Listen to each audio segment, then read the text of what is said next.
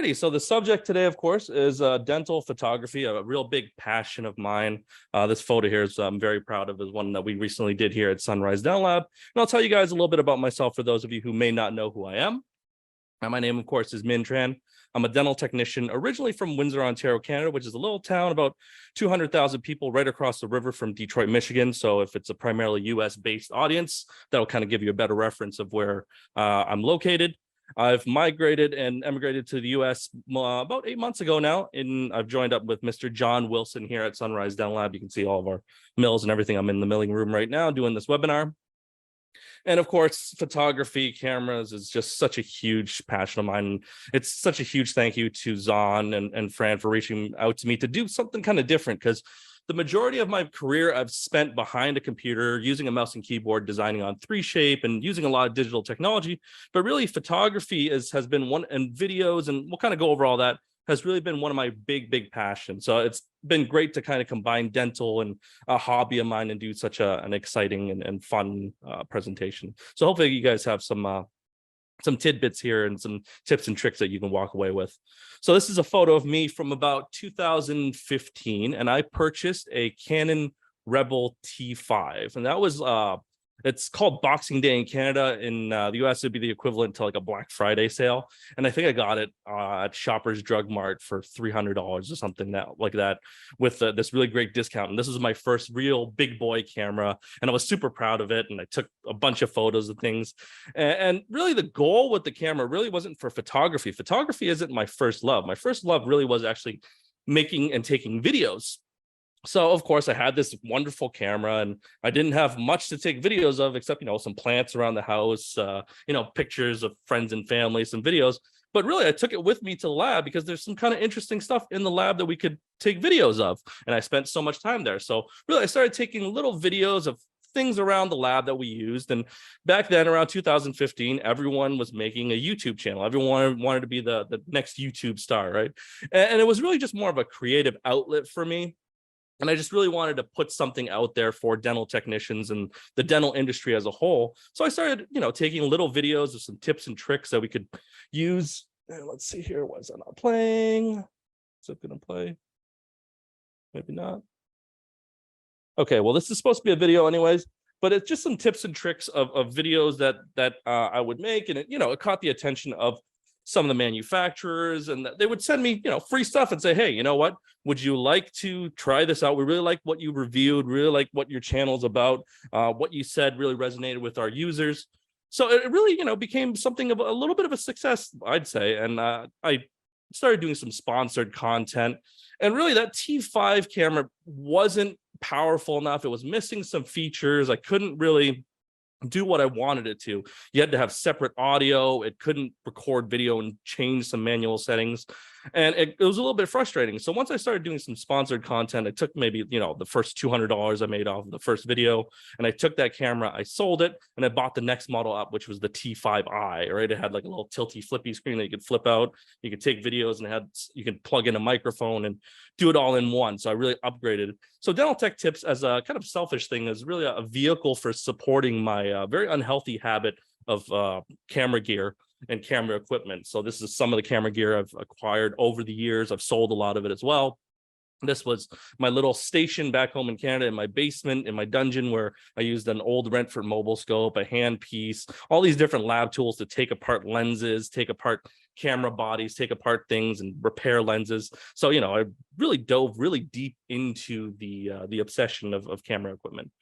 But really, on the other side of it, on the dental side of things, Dental Tech Tips, that YouTube channel, the vlog, the whole media thing has really been a vehicle for me to kind of give back to the dental lab industry, something that I've grown up in, has really given me all these wonderful opportunities.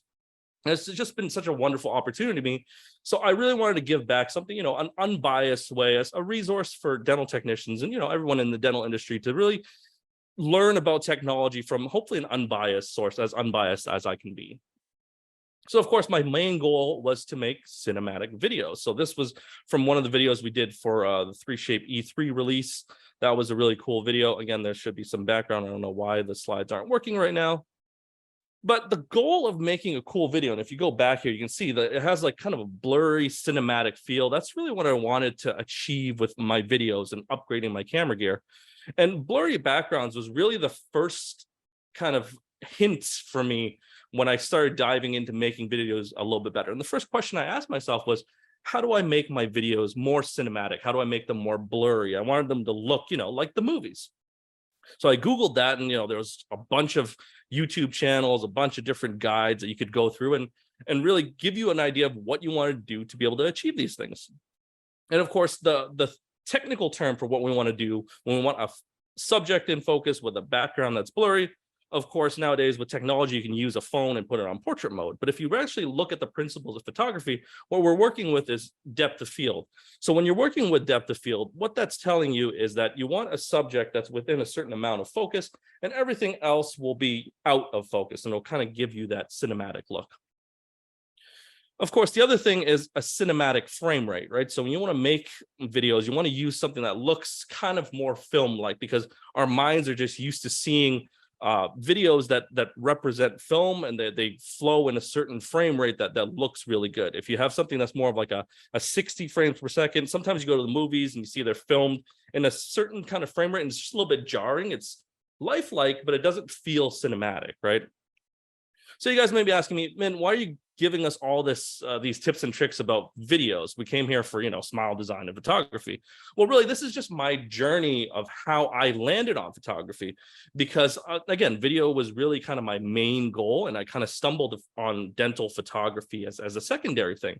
And it was really kind of a happy accident, but a lot of these principles that I learned along the way really apply to photography as well. And I actually think photography is more difficult than video. With video, if you make something a little bit blurry, if it's, the camera's a little bit shaky, you can edit that to look cinematic or make it look almost intentional.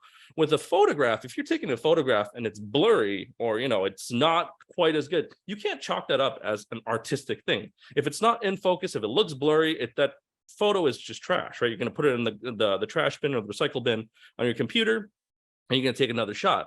Whereas with the video, it was a lot more forgiving. So I found this was a great outlet for me to learn cameras, learn these principles, and then kind of really apply what I learned to photography. And I think I've grown to love photography, and dental photography specifically, as a hobby. So of course, when you look at an actual camera, this is, again, wow, this slideshow is not working right for me. It's supposed to show you let me see if I can do this. Sorry, guys. Let me just switch this up.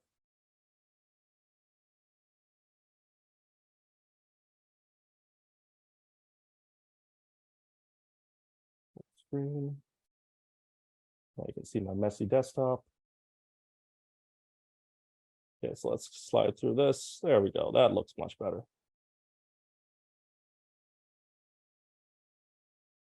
I worked so hard on these animations, and I wanted you guys to enjoy them. Depth of field,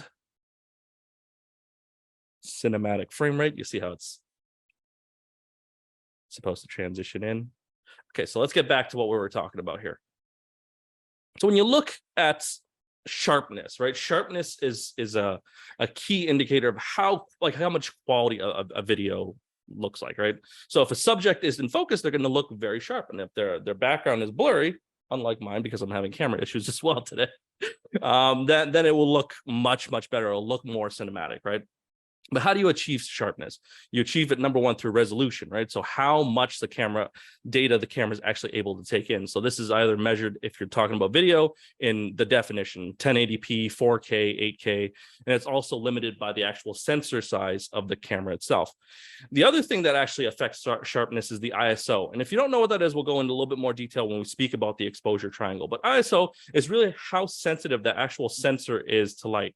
And then the last thing that really affects sharpness for a camera is the optics itself. So the lens of the camera, the aperture, the actual blades inside of the camera, and then the number that you adjust with that aperture is how you affect the sharpness and that depth of field we were just speaking about.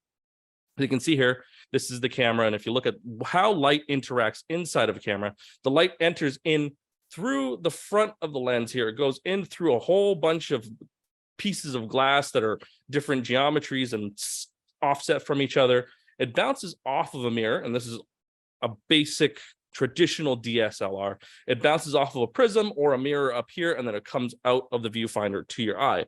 When you're taking a photo, what happens is this mirror flips up if it's a DSLR, and that light ends up hitting that sensor. So that sensor is really what and this lens is what controls the level of sharpness. And by dialing it in, that's how you get sharper or blurrier photos. With a mirrorless, obviously, it doesn't have a mirror, and all of this is represented digitally. The sensor is always exposed rather than light actually going through these various pieces of glass and prisms to enter your eye. It's shown through a digital viewfinder. So the other component of what I think makes a good video or a good photograph is actually the composition, right? So composition is how you position things inside the photo. And there's a whole bunch of different rules and established rules, especially if you know anything about fine art or visual arts, rules like the golden ratio, the rule of thirds, and how you place these objects inside of a photo so it's visually interesting to the eye. So really, I'm not going to go into too much detail about composition. There's plenty of guys that make lots of videos about how to compose your photos, how to stage things. But the basics of it is, you want to make sure things are symmetrical. You want to make sure that your horizon lines are normal, right? So for example, if you're looking at a smile line, you don't want it to look canted in the photo because it's not going to look right. You want your planes to be perfectly horizontal. If you have vertical planes, they should look perfectly vertical, making sure you're getting that in camera rather than saying, okay, well, it's a little bit crooked, I can correct it after the fact. That might end up clipping some of your composition, right? So we can always fix it in editing, but if you can get your composition right in camera, then that's always better. So the next thing, of course, is the actual exposure itself. And you always hear this. This is a little bit more of advanced. It's, if you're not familiar with it, you're going to hear the exposure triangle very much. And the exposure triangle is the three factors that really affect how a camera takes a photo, right? So the first factor is the shutter speed. So if we go look back at that camera, and when that mirror opens up, you can see here, there's a curtain in front of the actual sensor. And these curtains open up, and that's the actual shutter. So it opens up for a set amount of time to let a certain amount of light into the camera, and that's how much light that the sensor grabs. The next thing that affects the actual exposure of a photo is the aperture. Again, those little blades inside of the lenses, and if you open and close them up, it allows less light or more light. So when we're talking about photographs, when you're photographing anything, it's really how much light is being gathered, how much light is being able to be entered in, and how much light you're controlling. And the last thing, of course, is that ISO I was speaking about a little bit earlier, and this really controls the sensitivity of that sensor. So you can dial it up, but the more you dial it up, the more you bring it up, you crank up the volume essentially on that sensor, and it increases the noise as well. And I'll show you some examples of what happens when we start playing with each one of these settings. Because of course, the big thing is you can grab a camera and you can set it to automatic mode and put it on and take a photo, and it might look good, right? But we don't know why it looks good when we first begin and we're first trying to take photos. But what I found really helpful is I would take a photo and I'd see what I would like, and I'd see where it was kind of deficient. But as you want to move away from that green automatic button on your camera, you want to move towards manual or aperture or use some of these more professional modes on these cameras. So that's the aperture there. So let's snap an actual photo and see what happens when you do that. Okay, it's a little bit dark here. So why is it dark? I'm a photographer and I took this photo.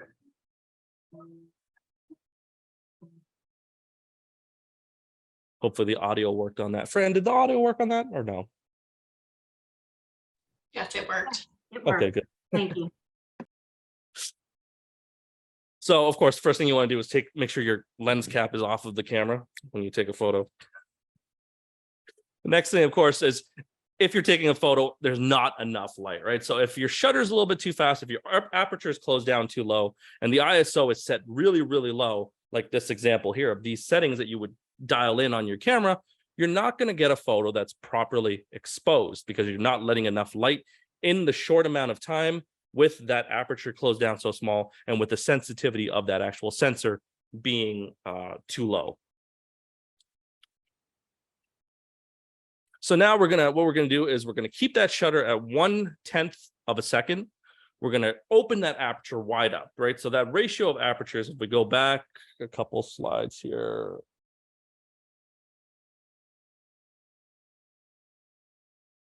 You can see here, the numbers for apertures are a little bit weird. It has like a ratio essentially. So the f-stops, right? And you'll see these numbers, f1.4, f2, f2.8, f4, 5, 6, f8, 16, 22, 32. They are a ratio of how large that opening of those actual aperture blades are relative to the focal length of the lens. The larger the aperture, the lower the number itself. So if you have a larger aperture, number one, you're going to have more light being let in. Number two, the larger the aperture, you're also going to have less depth of field and more blurry backgrounds.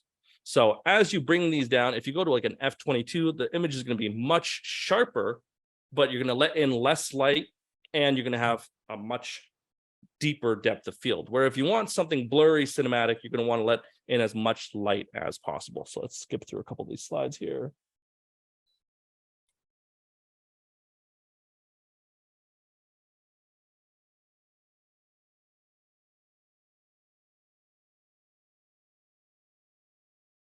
So of course, we're going to open that aperture wide open because we want that to let in as much light as possible. We have a faster shutter to counteract our hands being shaky or something like that.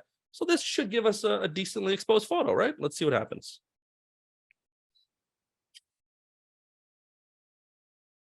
And that's the photo there. If we zoom in a little bit, you can see here the front of it is in focus because that's where our focal point on our camera actually focused on. But as we move further back, you can see there that it's not quite in focus because of that depth of field we were speaking about before. At 1.4 f2.8 on this specific lens, it's going to be very, very shallow. And just that first front area of maybe the centrals and laterals and a little bit of the canines is in focus. Everything behind that has become very, very blurry. So of course, if we understand the rule of aperture, we're going to crank the aperture open a little bit. And that will let us have a little bit more. So let's change our settings. We're going to move our aperture now to f8. And if we leave it just in aperture priority mode, the camera is automatically going to increase our camera's shutter speed to account for our exposure. So we're going to snap this picture. And now this is what it's looking like. So it's a little bit more in focus. We're probably up to the premolars now, but we could probably go a little bit deeper. So again, we're going to change that aperture to f16.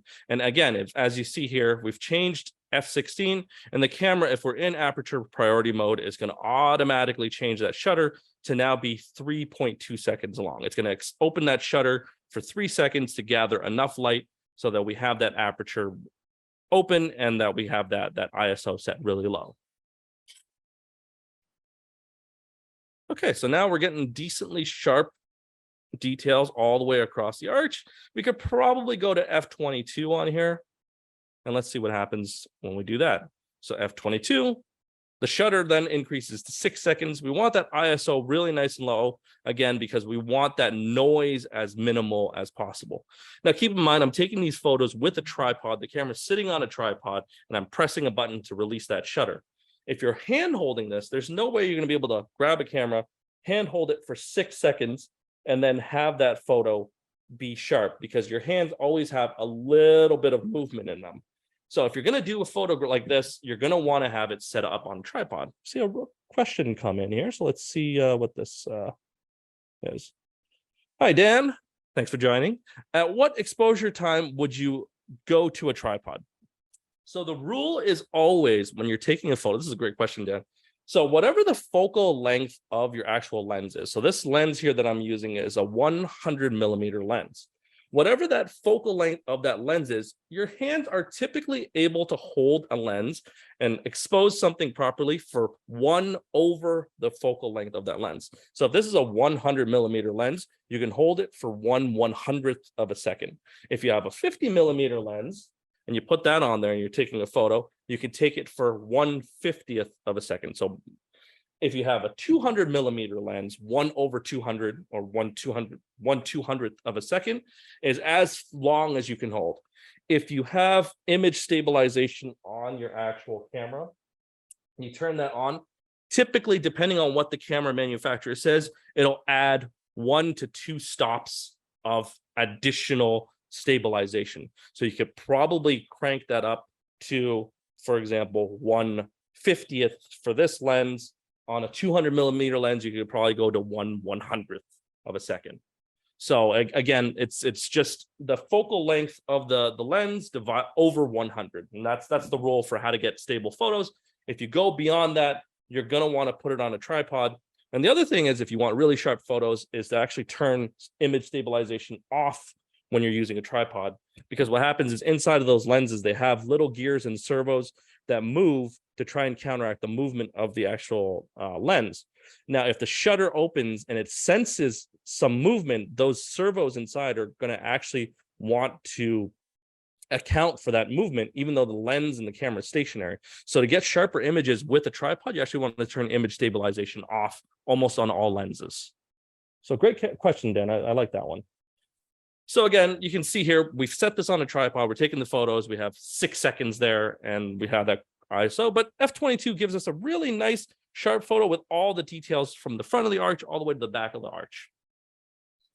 Now, if we want to go to 32, that looks really great too. There's almost a negligible difference in terms of depth of field from 22 to 32, in my opinion. Some guys swear by 32. In my opinion, the big problem is physics actually comes into play when you go beyond f/22, and then you run into the issue of diffraction. And what diffraction does is when you look at a lens, the images, the light that's actually coming through the front of the lens, the light photons are actually being bent around aperture blades. So you lose some sharpness once you start moving beyond f/22. So I always try to shoot at f/22 because I find you get enough depth shooting at f/22. But the point of this photo actually is, you can see here that since we had it at f/22 and we were moving up to f/32, that aperture priority turned that shutter up to 13 seconds. Now, if instead we go ahead and we crank our ISO up, what happens? We turn the sensitivity up, we turn this back down to f/22, the shutter goes way down, because now as you move one lever up, the other one can come down, right? And that's how you calculate for those stops that I was kind of talking about with image stabilization. So now that shutter has moved down to 1.6 seconds. 1.6 seconds is still way too much to hand hold.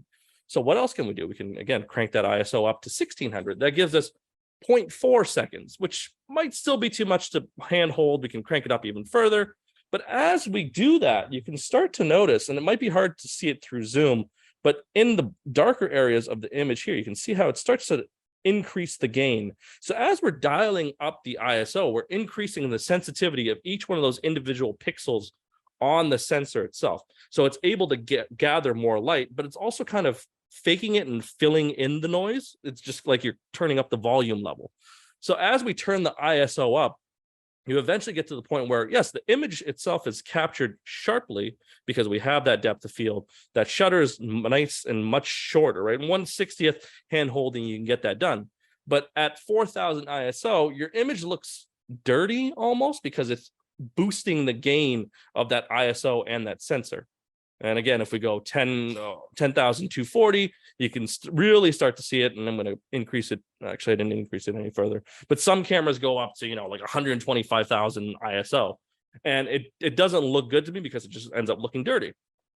So how do we, now that we've kind of worked out our exposures, what can we do, right? We can add more light. And that's where flashes really come into play. And we're going to talk a little bit about flashes. And really, flash photography has been one of my big obsessions lately, because that's how you move away from relying entirely just on the camera itself and actually being able to control the light. Because when you add more light, then you're able to dial down that sensitivity a little bit more. You're able to have that shutter move a little bit faster and control your aperture and leave it locked at f/22, where you're going to get full sharpness.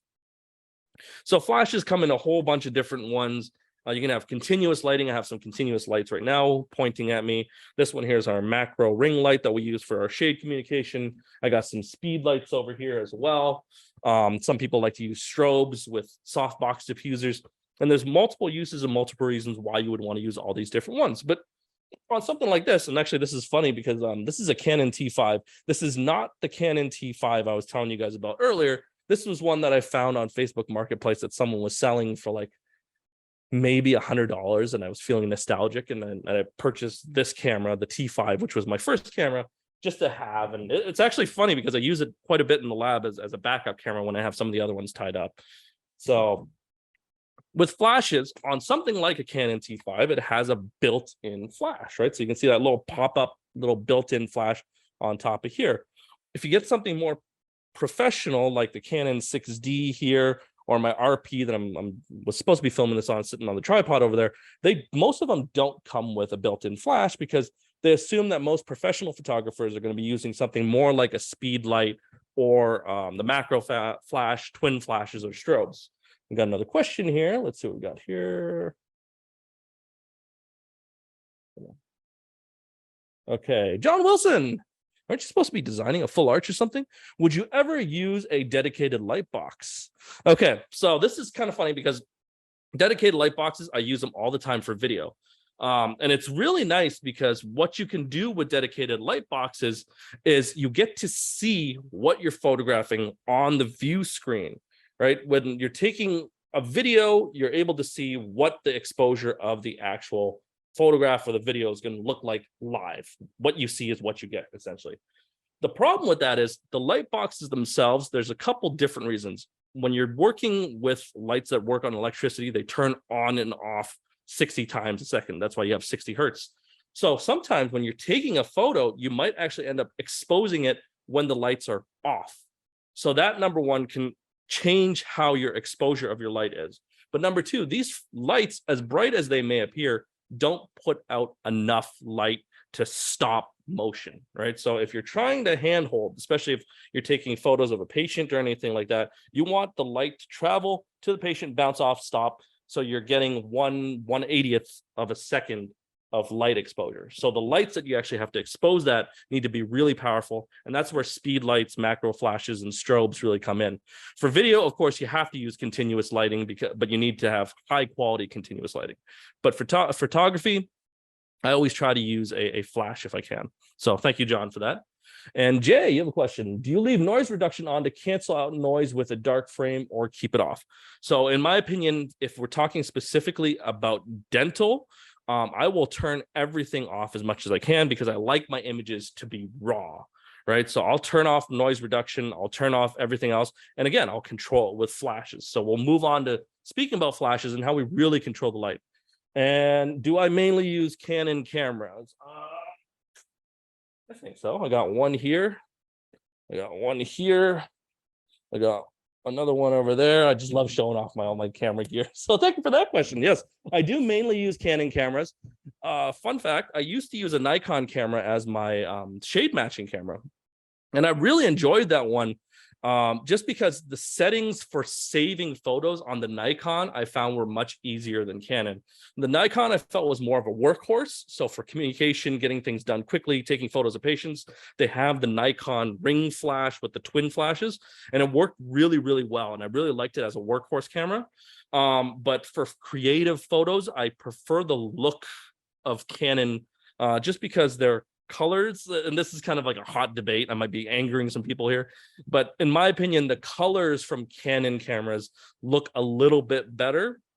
And the other thing is with Canon, it's just a little bit more straightforward the way their menu system is, and just working with the cameras a little bit more intuitive. And really, it was the first camera that I bought on sale, and I just got into that ecosystem, and I've been used to it. But the Nikon camera I really liked as well. And Dan, would you use a ring flash? When would you use a ring flash versus twin flashes? We'll get right to that right now. So let's go on to the next little bit here. Let me just 1 second. My mouse is not showing.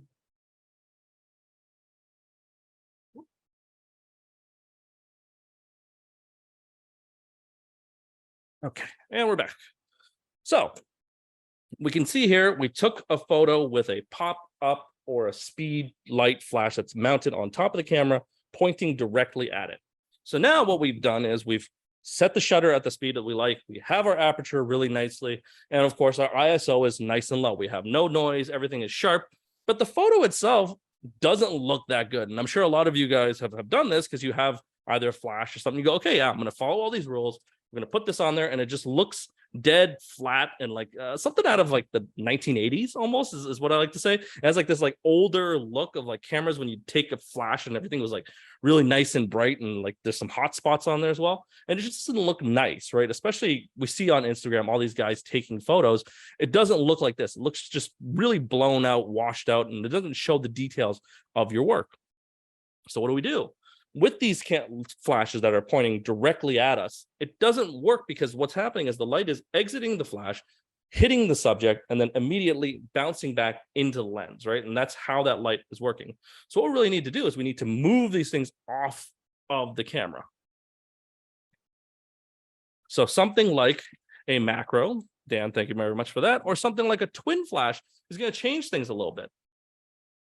So with this here, with that macro, we have it on 1:1. And it's going to look a little bit better because you have more even lighting around. It's still a little bit too hot, in my opinion. And that's why a macro flash, in my opinion, is great for shade communication and data communication. So if you're trying to communicate, or a clinician is sending you a photo and they have something very easy like a macro flash, that's going to give you a lot of exposure. It's going to show you everything properly exposed. It's not going to look very artistic. Whereas if you move and you change the exposure a little bit, it's going to look a little bit better, and they can play with that on the macro flash. But now let's move on to the twin flash.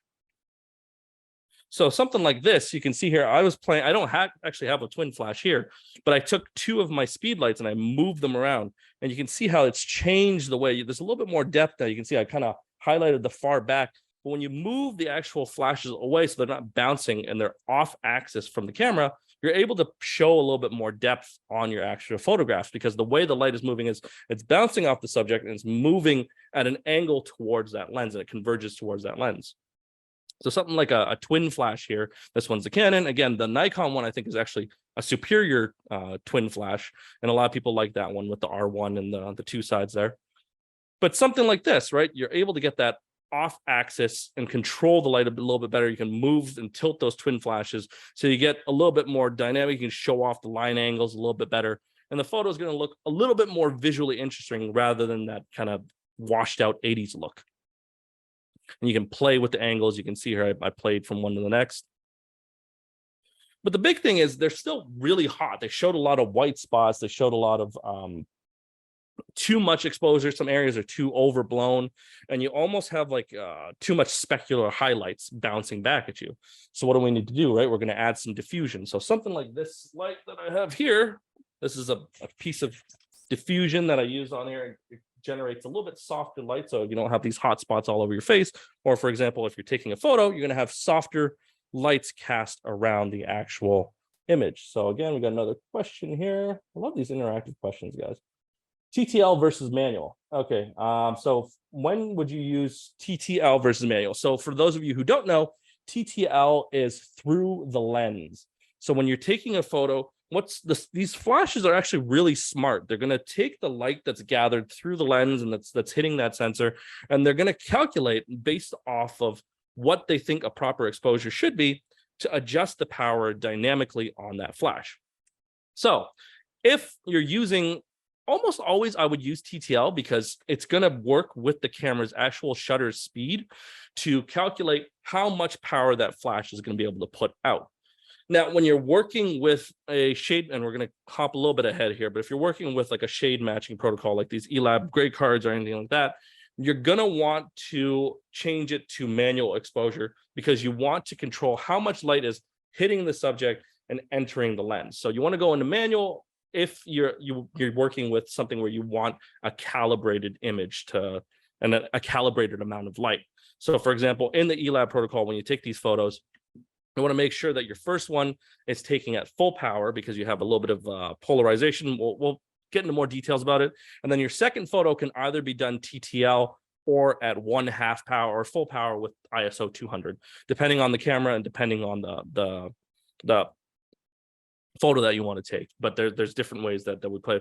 Most of the time I say the second photo is TTL. If you guys don't know what I'm talking about, I'll show you when we get to that shade matching portion. So of course, diffusion is really how we make that light a little bit softer, right? So let's, wow, this is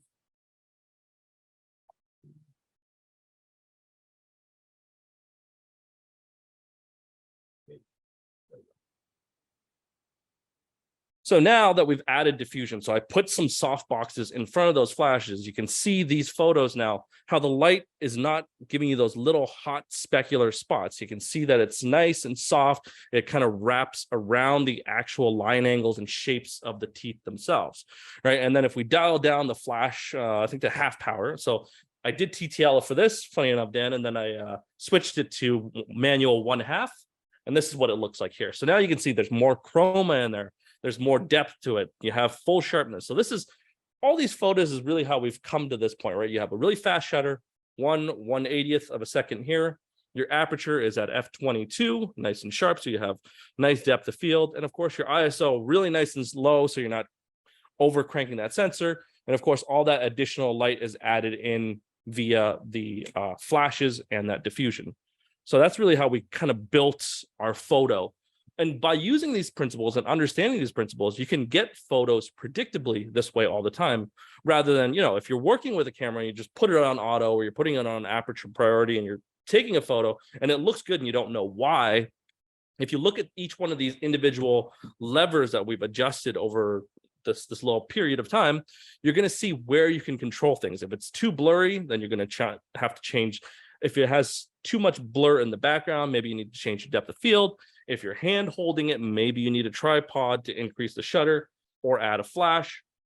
If it looks grainy, then, adjust the ISO. So hopefully you guys can pick up a couple things of how we kind of build a photo using these actual exposure principles. And you can see here, this is actually right here where I took photos of that specific case, right? So all this stuff was not edited in Photoshop at all. It was straight directly from the camera. Of course, you can edit things, change things a little bit, but I'm a huge proponent of getting it right in camera first. And then, if you need to, just adjust little things here and there to really enhance the photo rather than having to try and overcome some of the limitations of the actual exposure itself. So now that's great for a photo, but it was kind of boring though. The actual photo itself was not that exciting. It's kind of dull. It's kind of flat. You just see the teeth there. There's no real dynamics to it. It's a great photo. It's probably exposed. It's sharp. It shows the chroma. It shows everything that you want to show with the teeth. But for me, I'm more of an artistic person when it comes to photography. So I really want something more dynamic, right? So how do we add that little factor? And at least how I do it is I like to, change the angle of how the light is interacting with it. So I'll show you guys how I do that now, right? So on something like this, an image like this, what we're doing is we're actually moving the camera, number one, off axis from the actual object that you're photographing, right? And the other thing is we have to understand where that light is coming from and where that light is going. So you're really playing with where you're positioning your flashes, where you're positioning your soft boxes. If you see where the light is actually coming from, that light is coming from about a 45-degree angle from the front of the actual teeth. It's bouncing, it's glancing off of the front surfaces of those teeth, and it's entering in through the lens. Of course, it's diffused light. I'm changing my exposure a little bit. I'm adjusting the flash power as well. And that's how you get to this. And that's pretty much almost all in camera. I think I brought it in the Lightroom and maybe I just cranked up the contrast a little bit, but all that lighting and all those effects and all that visual interest itself is all done in camera and through actually sculpting the light, right? So if you move it and you play with it and you're using different positions, again, you can see this image here, the light is, again, probably about a 45-degree axis from this way. I have another fill light along the backside here. They're probably about both 45 degrees perpendicular to the actual object being filmed. And then, of course, I'm coming in around the distal extension, the far side over here. And that's how I got this photo. And you can see different examples of how we get different angles and really playing with the light, moving the light around to be able to get the visual interest in our photos. Okay, so let's move on to camera gear. I actually added this at the request of somebody who signed up for this. And the first question I always get is, what camera do you use, right? And I use pretty much whatever camera I have with me. that's the best camera. So again, I have a whole bunch of cameras here at the lab. And oftentimes what I like to say is the best camera is the one that you have with you. So sometimes if the only thing you have with you is an iPhone, that's the best camera that you can use. But if you want to actually ask me what camera I recommend for taking photos like I have demonstrated here, you don't need pretty much anything more than this Canon T5. So the Canon T5, even something as old as like a 2008 Canon Rebel, what was it, like an XTI or like a T2i? So 2008, 2009, those cameras are probably about 12 megapixels, which is fantastic. For everything online that you look at, you see at on your phone is probably about 12 megapixels or so. Some of the newer cell phone cameras have like 56 megapixels or like 100 megapixel sensors. Again, we were speaking about sensor size a little bit before, but the sensor actually doesn't really matter too much on those little cameras because they're using a lot of software and algorithms built into them. So they're not really like cameras in the proper sense, but they're using a lot of software to overcome some of the limitations of the physical size of the sensor. If you look at something like this here, so this is the Canon 6D. It has a ginormous sensor, 35 millimeter sensor. That's where that 35 millimeter film standard comes from. If you look at something like a Canon T5, something with a crop sensor, it has a little bit of a smaller sensor, about 1.6 times smaller than a full frame camera. So it's going to gather 1.6 times less light than a full frame. And this thing here has a tiny little section. They're not lenses. They're 3 separate cameras completely. And they have little tiny sensors. So the megapixels that you see advertised are kind of a misnomer because we don't really worry about the megapixels themselves. What we care about is the sensor size and how much light it's able to gather. And something like this will always gather more light than something like this. You'll get fantastic photos. I've seen some really fantastic photos done with mobile dental photography. Quick show of hands, Pam. Fran, you want to do the poll? How many people are actually using a DSLR? Absolutely. I'm going to put that up right now. Sounds good. And we're launching it. Sounds good. This way we can kind of get a better feel of how people are either struggling with, or maybe they said, you know what, I don't want to deal with this thing. Let's talk more about mobile dental photography, because we will speak about that as well, because I think it's a great option. I love cameras, but not everyone wants to obsess over cameras maybe the way I do. So we'll cover some mobile dental photography as well.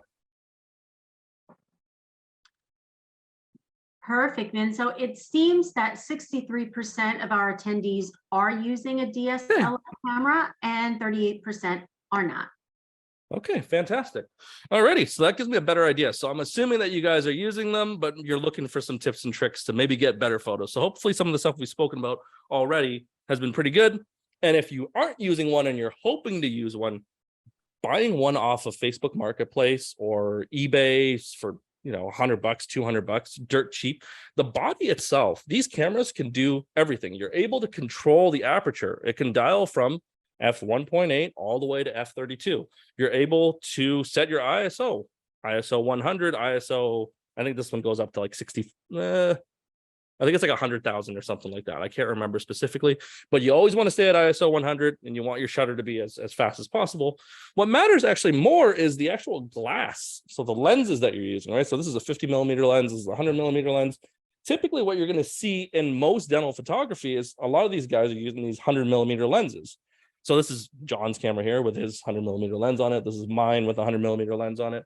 And the reason is because this camera and this lens is a macro lens, and it allows you to get really close to your subject and you're able to focus on it and take really detailed photos. Whereas if you have something like this one, which is a 50 millimeter lens, it's actually limited because of the actual physical characteristics of the lens itself. You're not able to capture photos too close. There's a minimum focusing distance on this actual lens. So something like a Canon T5 with either their 60 millimeter macro or the 100 millimeter macro. This is the 100L. This will be about $1,000. Their 60 millimeter macro, I believe you can get it for about $300-400.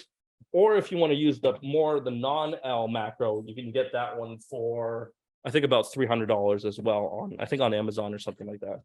But if you don't have that and you just want to buy the camera by itself, and it comes with a kit lens, so like the 18 to 55 usually on a crop, you can get something like this. And these are little macro tubes, actually, and they're just little extension tubes. There's no glass in them. You know. And what you get there actually is it extends the physical capability of a lens like this 50 millimeter, and you're actually able to focus a lot closer, and you're able to get the same kind of, not necessarily exactly the same, but you're going to be able to get much closer. So getting like something like this off of eBay for $10, some macro extension tubes, adding that to your kit lens or your nifty 50, that'll give you a lot better closer focusing as well. So you can get up close and get better photos as well. Got some questions here. I love questions, guys. This is great. Mirrorless versus mirrored. So this is my favorite camera of all time. The Canon 6D is my favorite camera because the way that these cameras actually work is, again, I kind of showed you guys that diagram earlier. The mirror flips up, but inside of that mirror and behind it, there's an actual sensor. And inside of that sensor, it's called a cross type sensor, and it actually senses the depth. It kind of shoots out a little laser essentially, and it points back. And that's how it detects how far in focus something is. What these newer cameras are doing is they're using the actual data on the sensor, and they're moving it in and out very little bit, and they're checking the sharpness of the individual pixels. And this is called the dual pixel autofocus that Canon's very famous for. So when you're doing that, what I find is if you're using and you're photographing very low contrast items like white teeth, that's very difficult for cameras that have mirrorless sensors to focus. A lot of the newer ones are much better. I find that the RP that I have has much more difficulty focusing on teeth than the Canon 6D, which has the actual the cross type sensor. And Gary, you're saying, what is the Rebel considered? The Canon Rebel is a entry level camera. It has a crop sensor, a 1.6 crop factor sensor, and that one has, I think, a 16 megapixel. I think it was a 16 or 12 megapixel sensor on it. Again, the bodies don't matter in my opinion. It's more about the glass. And because we're not worrying about doing f2.8, f1.8, we don't care about the top end of that aperture. You want to be able, you can use a kit lens at f22, stop that motion and use a flash, and you're going to get a much better photo than, having no flashes and using just a high-end lens.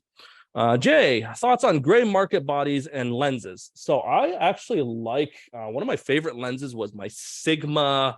I had a Sigma 90 millimeter macro. I love these questions, by the way, and I'm totally getting off topic. Yeah, I love that one. The only problem with it is the chips on them. Some of those manufacturers don't actually they're not licensing it from Canon or Nikon, for example. So what Canon can do is they can update the firmware on their cameras, and then it'll essentially not be compatible with a third-party lens. Now, there's great lenses. Sigma makes fantastic glass. Tamron made great glass. Tokina, I played with a couple of those as well. They were okay.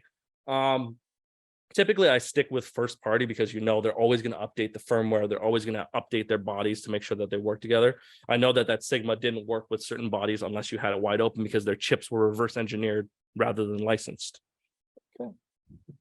So went off on cameras a little bit. So yeah, again, if you guys want to, if you're looking for a specific camera, find the cheapest, pretty much modern-ish body that you can, get some really good glass on it, get some flashes, follow those principles. And f22, ISO 100, and with flash 1/180, and you'll get fantastic pictures that way, even with a kit lens.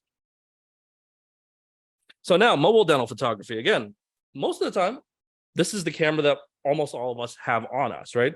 And it's a great thing. I actually have, I don't think I put it in here, but one of our doctors here, he took a photo with a Samsung S23 with the VPR, actually. So that's the, kind of looks like the smile line, but it's made by Dr. Vu Lee. And this poll as well, we're going to put it, who's using a cell phone for photographing the dentistry now? So again, the limitation of these lenses, of these cameras we're speaking about a little bit earlier, I'll let you guys kind of run this poll and I'll speak about it, is that sensor size. Because it's so small, it can only gather so much light on that actual sensor that's inside of this little tiny camera. So what they do is the engineers at Apple, at Google, at all these phone manufacturers, they implement a lot of software tweaks to overcome the actual physical limitations, which is fine. But at the same time, what they're doing is they're kind of making up some of the data. They're kind of filling in the data, which is great for human faces. It's great for, landscapes, things that they have data on. They know, what human faces, they want them to appear a little bit warmer. They can modify things a little bit and they're going to look better. But with teeth, these cameras aren't optimized for that, right? So you can always download an app that can output RAW. So with the new iPhone formats, you have the option to photograph in RAW format as well. So you'll get a more true representation of what the photo is rather than what the camera manufacturer thinks it is. Because when you're photographing teeth, especially dental, sometimes there's a lot of pink in there, there's a lot of white. It's going to try and drop the exposure a specific way to what the camera thinks is right. So Fran, what do we do? How do we do on that poll? Who's using a cell phone for dental right now? So dental photography right now with the cell phone, we have 61% of our attendees that are using a cell phone and 39% are not. Okay, so that's good because again, those same principles apply though, because your shutter speed, your aperture, and your ISO. Typically, you can't really control the aperture because these are fixed aperture, and you'll see them on the camera specs themselves. They have a fixed aperture to the actual opening of the camera itself. The shutter, you can play with it a little bit. If you go into some of the manual settings, some of the manual apps, you can play with the shutter. Again, you want to stop that motion so it's not so blurred when you're holding it, or maybe you're putting it on a tripod or you set it on your desk. But really, the only thing you can play with is the ISO itself. And you can't really dial in the ISO on the default camera apps. On some professional ones, you can. But to help that ISO, what you can do, of course, is get something like a smile line, the twin lights, or you get the VPR or any other type of flash that you can add onto it, continuous lighting, so you can help really boost the ability of that sensor to gather that light in a shorter amount of time. So you can see here, this is what an exposed photo from a DSLR looks like. You can see how we blow it up and it looks really good. And this here is taken with this phone here and with the smile line, the twin light, twin LED, MDP, yeah, the smile line MDP. And you can see here, it's a little bit distorted. And again, that's based off of the actual optical characteristics of these cameras. So the main camera on here is it's generally equivalent to, I believe, a 35-24 millimeter lens. And if you know about camera focal lengths, the wider you go with a lens, the more distorted it looks, right? So if we go back to our previous photo, you can see here how the centrals, the laterals look proportionate to the rest. Whereas if we hold that camera a little bit too close to kind of frame it similar to the other one, the focal length itself makes the image almost look distorted, right? So the centrals are huge, laterals are kind of big, and then everything kind of tapers back because everything that's so close to the camera here is distorted. So what's the trick there? What you can do is you can switch either to the 2x or the 3x camera, physically move yourself back so you have the same framing, so you can get a slightly better positioning. So now you can see everything is a little bit better, right? Things are a little bit more proportionate. It's much more similar to something that we had taken with the DSLR. But now when we zoom in, you can see that physical limitation of that sensor itself. You cannot make up data that it can't get, right? Those pixels can only be so big versus, this one here, we can blow it up to poster size, the size of a building. And you're going to see all those little tiny fine details, even this little tiny black speck of dust I didn't manage to get. That's really bothering me. But yeah, you can capture all the detail of this on a DSLR. And that's why I really think if you're going to take it for, publishing, if you're putting things online, if you're really want to document your work, I think DSLRs are still very superior. But mobile dental photography, if you're just posting this online, on Instagram or something like that, that looks really great too, if you're not blowing it up to really look at the details.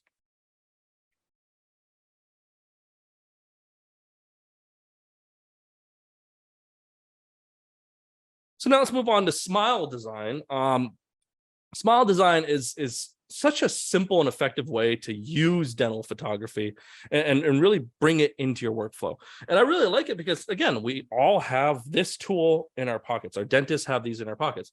And essentially, to start with smile design, you really just need to take two photos. You need to take a picture of the patient's face, and then you need to take a picture of them retracted, right? And it's such a powerful tool because patients are visual. They don't understand, well, you're going into protrusive and that's why your lower is bumping into that upper and that's why it has to be that short. If you take a photo and you show them, okay, well, this is what you look like and this is what we can do, that really allows you the power to show them what you're capable of doing. And with smile design, it's not necessarily a software, right? And I know 3Shape makes a smile design software inside of their Unite app, but you don't necessarily have to use the software. DSD is not a software. So digital smile design, the concept like Dr. Christian Coachman, is not a software that they're selling. They're selling a concept. They're teaching you a concept of smile design and basing things around the face itself. exocad has a smile creator, but actually I started by using Photoshop. You just take a patient, like a photo of a patient, this one here, right? And the doctor sent me this. He took a photo of it and he said, you know what, this is what's going on with the patient. What can we do with it? And I brought this image into Photoshop. I cropped out this tooth here, made a copy, flipped it and mirrored it. And I just did this. And I just did a little bit of like an erase blend around the gingiva.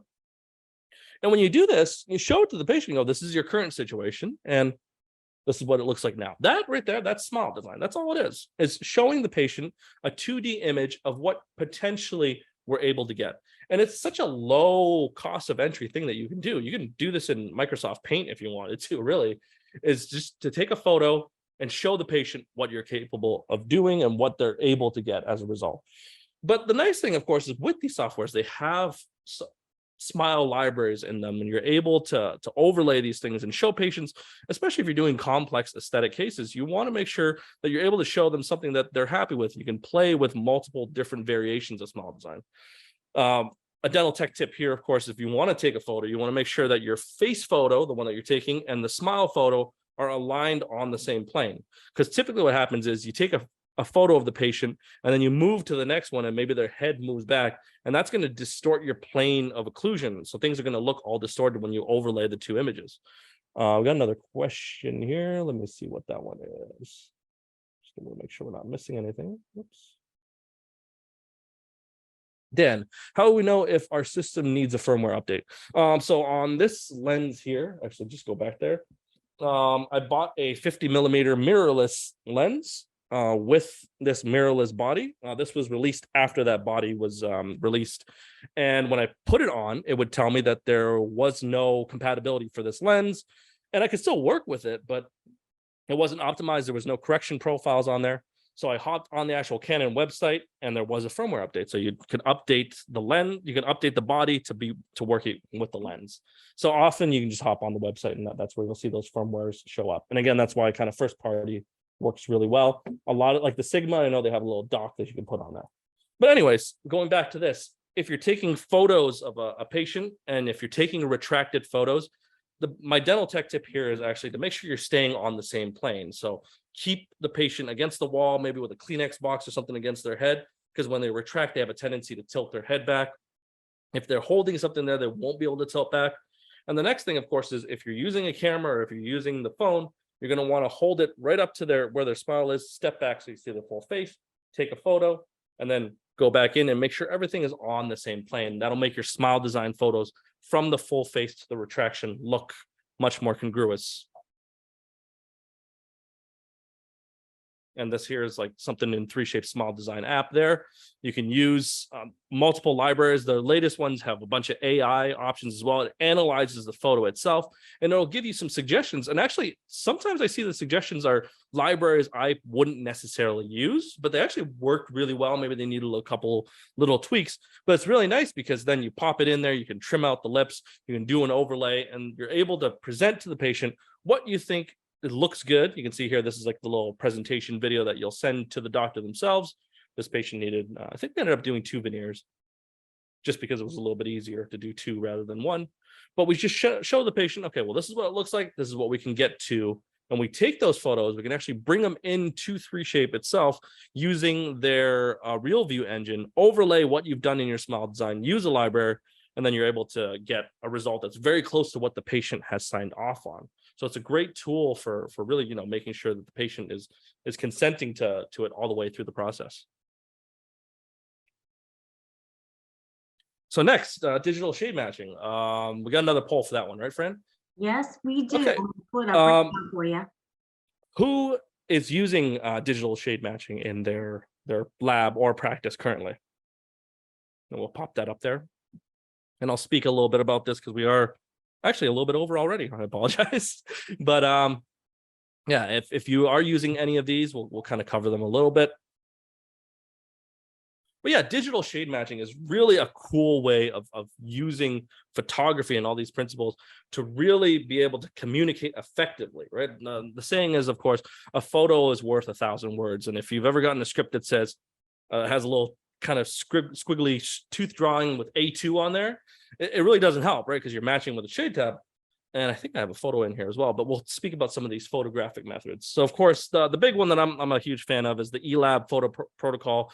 Matisse is another popular one, but it uses these essentially gray cards and something like a macro flash with a cross polarizer. We'll go over some of the principles, but even something like just taking a photo and emailing it to you, that gives you way more data than a script with a little tooth and A2 and like maybe A3 at the gingival, right? So photographs are really powerful, of course, but of course, photospectrometers are a great way of taking photos as well. So a photospectrometer is a device that's actually measuring the wavelength of the light that's hitting an object and coming back, and it's reading out an actual measurement. And this is I'm not going to play the whole video. Oh, let's hear the results. Yeah, please. So 22% are using the photospectrometer, 11% are using digital shade matching, 56%, this is the highest, is using the Vita Easy Shade. Hey, wow, okay. And 11% are using ELAB. Oh, nice. Awesome. Okay, guys, don't judge me. The ELAB guys, you're probably more pro than I am. But for those of you guys who aren't familiar with it, I'm going to play this little video here of that digital try-on. But the ELAB protocol, which I think is really powerful, is it's essentially there is no shade tab, right? It's using this here called the CIELAB color space. And this isn't revolutionary or new or anything. This is technology they've been using in Home Depot for the last 30 years to match paint colors, right? But somebody, Sasha Hein actually came up, and a couple other guys really figured out that this is a great way of taking this principle and applying it to dentistry. So I'll give you a real quick crash course on what it is. And if we look here at this axis here, you can see the L in LAB represents the value of the tooth. So if you were to take a photo of any tooth and turn off all the color and just have it in black and white, the L value from 100 to 0 represents how light or dark a photograph or a tooth is, right? So that's the value of the tooth irrespective of the color. The next two, the A and the B axes on these, A represents in dentistry, typically how red it is, and the B axis represents how yellow it is. You can see here green and blue. Those don't actually really apply in dentistry, minus, if you have like incisals that have that opalescence or that blue. But the actual, most of the time, you're going to be working in the positive values of the yellow and red and the A and B axes. So what essentially the principle is, we're taking a photo. How do we get this photo from the clinic to here, right? So we take a gray card, because essentially you have all these lights. You have, fluorescent lights in one practice. Maybe you have some LED lights or different type of lighting. How do you control that, right? So with a flash, you're able to dial in exactly how much power you want. So if you want full power flash, you can dial that into the flash. This object here, this gray card, is calibrated to an L value of L79, an A value of 0, and a B value of 0 within, I think, 0.5%. The gray cards from Matisse, I think, are L81, maybe, but you can use either. But essentially, the gray card is your calibration object. It's telling the camera, okay, when you click on this in the software, you want all the lights to be the same from one photo to the next. And if you're taking a photo with a flash and the doctor's taking a photo with a flash, you're going to be able to dial in those two flashes and not worry about the ambient lighting and everything else that's happening. The next component, of course, is this actual photo polarizer, right? So you can see here we have specular highlights. If you're using a twin flash or a macro, you're going to get these almost all the time. But what the photopolarizer does is it actually eliminates that surface reflection, and you're able to see the characteristics of the teeth independent of some of these things that could affect your perception of what the value and the final shade might actually be. If you've seen Avatar or any other 3D movie, the principles of cross polarization are exactly the same as what happens in 3D movies. So in these movies, you have two projectors in the back there. One's projecting light polarized in one direction, and the other one's projecting light polarized in the vertical direction, horizontal versus vertical.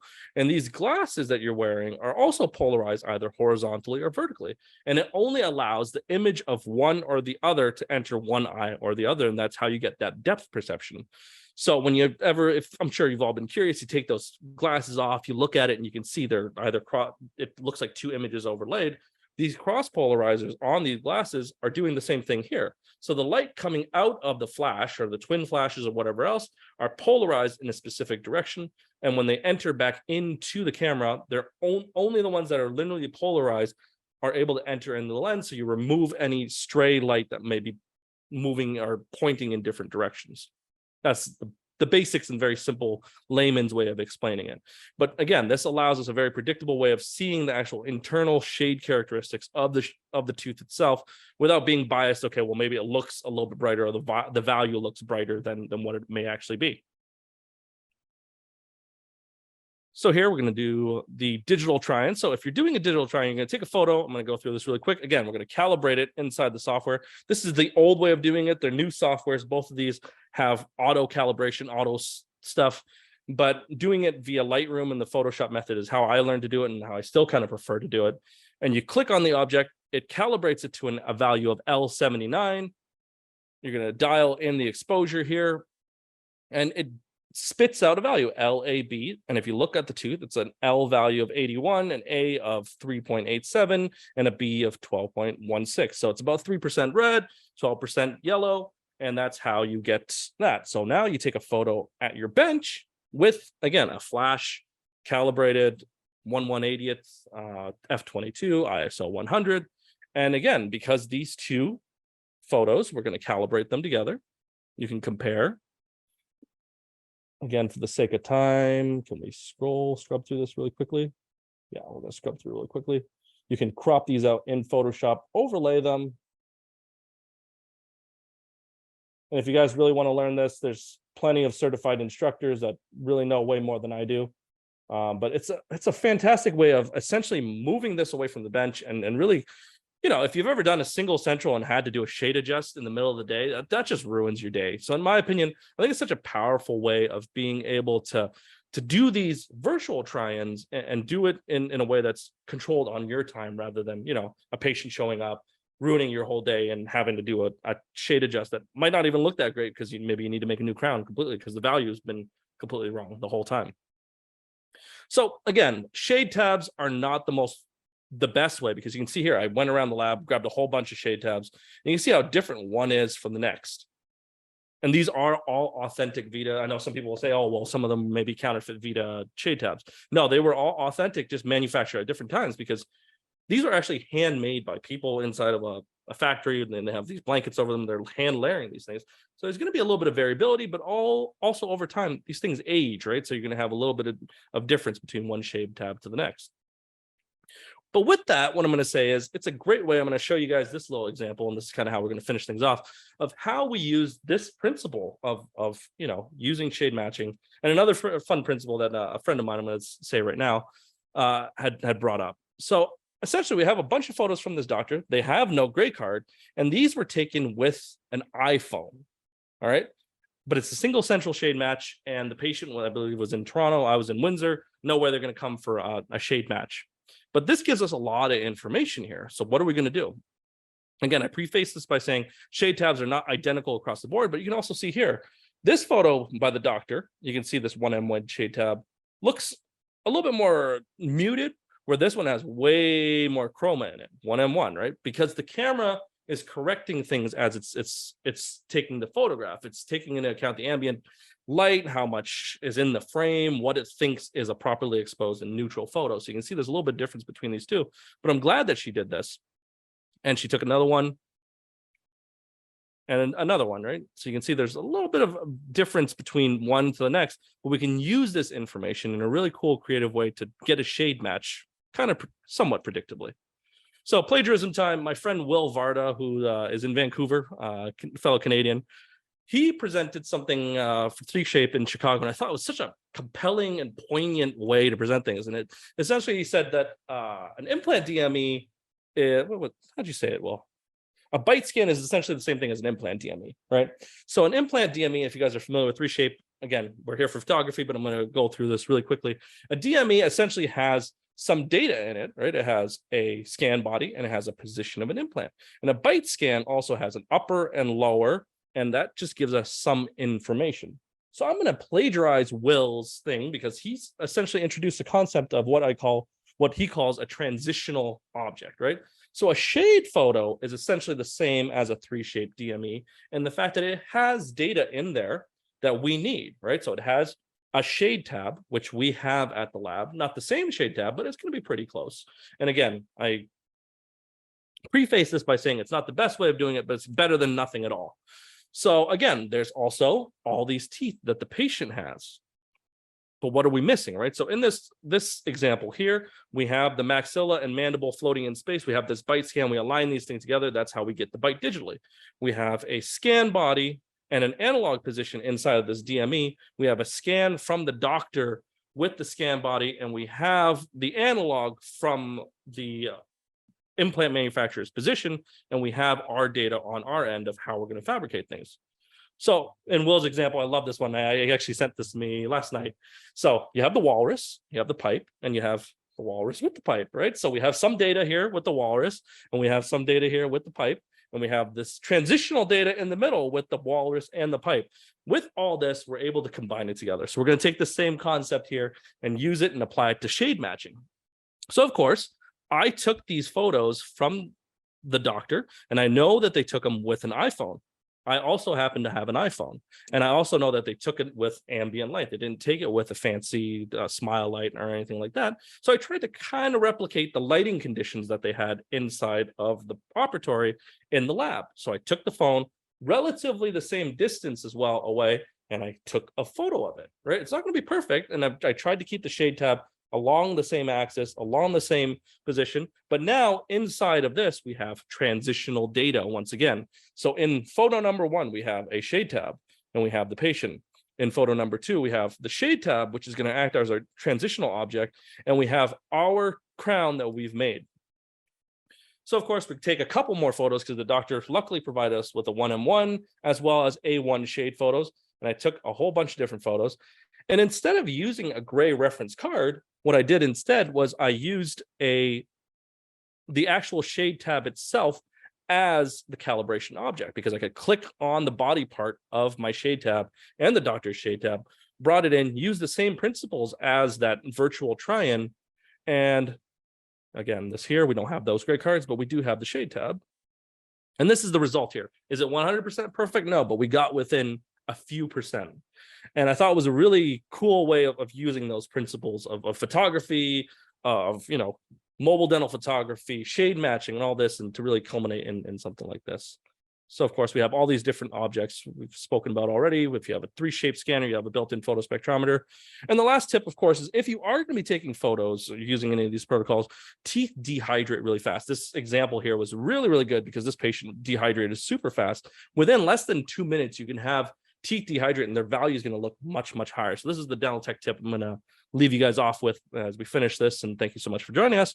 But yeah, if you're going to take a shade photo, take it at the beginning of an appointment or as soon as you possibly can, because as they dehydrate, they're going to look much brighter in value. You're going to return something with much brighter value on that crown. So if they are dehydrated, you're going to want them to come back at least 24 hours later for that tooth to rehydrate.